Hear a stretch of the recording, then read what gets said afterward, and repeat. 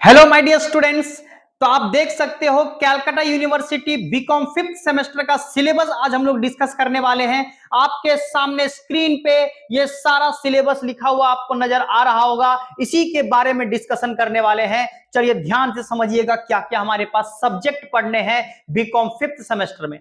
सबसे इंपॉर्टेंट आपको एक पहला बात बता देना चाहते हैं कि आपका सारा का सारा पेपर नॉन एमसीक्यू पेपर है।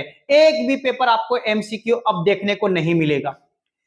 अभी तक आप 4th सेमेस्टर तक पढ़े होंगे तो आपको एमसीक्यू पेपर भी मिलता था, नॉन एमसीक्यू पेपर भी मिलता था, लेकिन अब 5th सेमेस्टर और 6th सेमेस्टर में एक भी आपको एमसीक्यू पेपर नहीं देखने को मिलेगा। सारा का सारा पेपर हमारा नॉन एमसीक्यू पेपर है, सारा रिटेन पेपर होगा, सब में लिखना पड़ेगा आपको, सब सब्जेक्टिव पेपर है हमारा।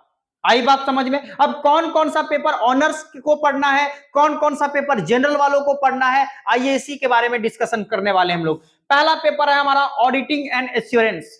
पहला पेपर ऑडिटिंग एंड एश्योरेंस यानी ऑडिट से रिलेटेड है, जो पूरा का पूरा थ्योरी पेपर है आपका, और इसमें आपका एक्सटर्नल 80 मार्क्स का होगा, इंटरनल 20 मार्क्स का। ये ऑनर्स और जनरल दोनों के लिए है, जो कि नॉन एमसीक्यू पेपर है। और दूसरी बात यहां पे, जब ये नॉन एमसीक्यू पेपर है और यहां पे एक मजेदार बात ये है कि एक भी पेपर तुम्हारा कॉमन नहीं आएगा दोनों का, मतलब ऑनर्स का और जनरल का दोनों का सेम पेपर एक भी नहीं मिलेगा। ऑनर्स का अलग पेपर होगा, जनरल का अलग पेपर होगा। आई बात समझ में? यानी एग्जाम सेम डे होगा लेकिन पेपर दोनों का अलग अलग आएगा, एक ही पेपर दोनों का नहीं मिलेगा अब आपको। तो इसीलिए आपका पेपर अलग होगा, ऑनर्स का जनरल का सबका नॉन एमसीक्यू पेपर होगा, और ये आपका 80 मार्क्स का एक्सटर्नल एग्जाम होगा। उसी तरह से नेक्स्ट आपका है टैक्सेशन 2।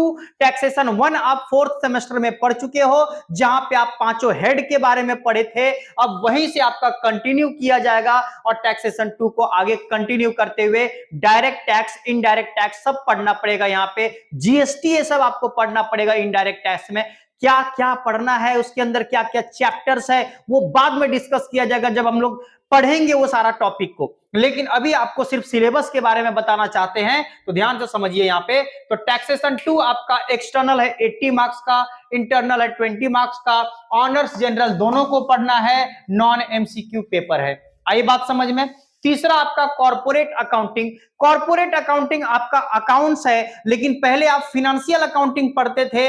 फर्स्ट सेमेस्टर में पढ़े थे फिनेंशियल अकाउंटिंग 1, थर्ड सेमेस्टर में पढ़े थे फिनेंशियल अकाउंटिंग 2, और अब आप जाके कॉर्पोरेट अकाउंटिंग पढ़ोगे, यानी कंपनी का अकाउंट पढ़ोगे।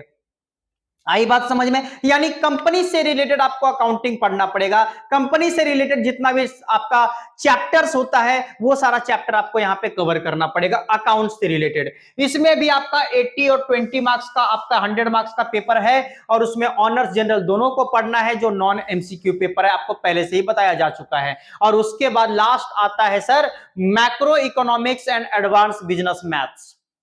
ये दोनों कंबाइन करके बोला जाता है, लेकिन इसको हम अलग करके दिखाए हैं। यहाँ पे मैक्रो इकोनॉमिक्स आपका 40 का है, 10 का इंटरनल, और एडवांस बिजनेस मैथ भी 40 और 10 का है, यानी 80 मार्क्स का आपका होता है यहाँ पे एक्सटर्नल, और 20 मार्क्स का होता है इंटरनल, दोनों को अगर कंबाइन किया जाए तो। लेकिन सर एग्जाम होता है अलग अलग दिनों में, अलग अलग पेपर होता है, इसीलिए इसको अलग अलग करके हम यहाँ पे बता दिए। और एक मजेदार बात यहां पे यह है कि यह पेपर सिर्फ ऑनर्स वालों के लिए है, जनरल वालों के लिए नहीं है।